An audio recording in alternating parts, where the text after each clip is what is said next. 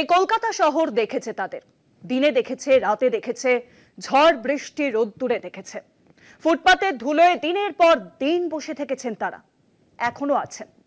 হ্যাঁ, বলছি চাকরিহারাদের কথা। এদের নিয়ে রাজনীতি হয়েছে ঢের, বিস্তর চেঁচামেচি করেছে বিজেপি।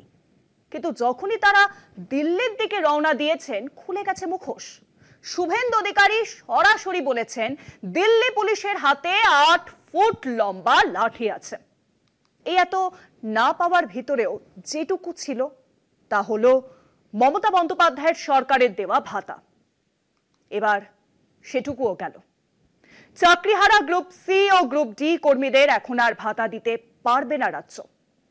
26শে সেপ্টেম্বর পর্যন্ত এই সিদ্ধান্তে অন্তর্বর্তী স্থগিতাদেশ জারি করেছে কলকাতা হাইকোর্ট। 4 সপ্তাহের মধ্যে রাজ্যকে হলফনামা জমা দেওয়ার নির্দেশ বিচারপতি অমৃতা সিনহার। আন্দোলন কি তবে এবার নতুন পথে যাবে? সময় উত্তর দেবে তার।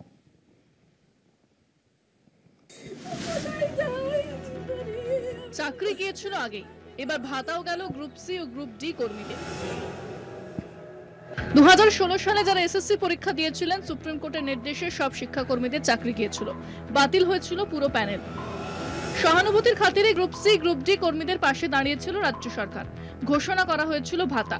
গ্রুপ সি কর্মীদের ভাতা ছিল 25,000 টাকা, গ্রুপ ডি 20,000 টাকা।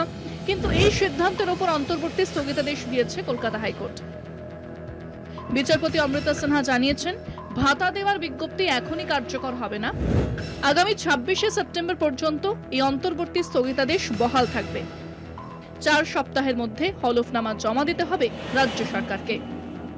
আদালতের রায় কড়া প্রতিক্রিয়া জানিয়েছেন তৃণমূল নেতা জয়প্রকাশ মজুমদার।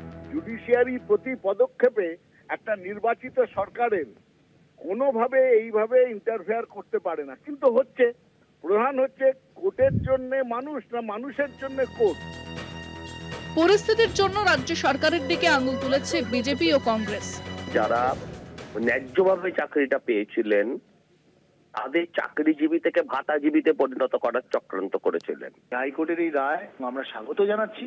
ভাতা একটা অন্তর্বর্তীকালীন ব্যবস্থা, কিন্তু সেটাও একটা মানুষের প্রতি অসম্মান বলে আমরা মনে করি। রাজ্য সরকারের দাবি ছিল, আইনি জটিলতার ফলে যেহেতু চাকরি থেকে বঞ্চিত হয়েছেন অনেকে, তাই চাকরিহারাদের কথা ভেবেই ভাতার ঘোষণা করেছে সরকার। কিন্তু হাইকোর্টের এদিনের রায়ের ফলে নতুন করে অনিশ্চয়তা নেমে এলো শিক্ষাকর্মীদের জীবনে। কলকাতা টিভি।